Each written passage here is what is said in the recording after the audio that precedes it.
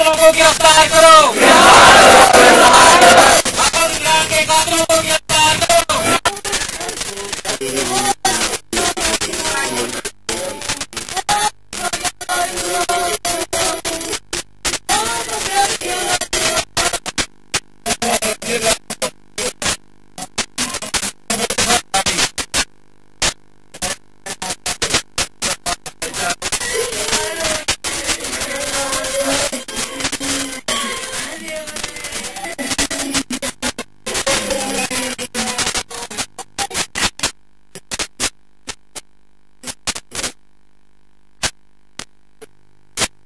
साथ देंगे, दूसरा भी साथ है, प्रोग्राम भी सारे साथ हैं, तमाम सरकार भी साथ होंगे इंशाल्लाह। अपील करता हूँ कि वो इनको फाइनेंशियली सपोर्ट करें और इनके इस कत्ल को जल्द अज जल्द बेनकाब करें।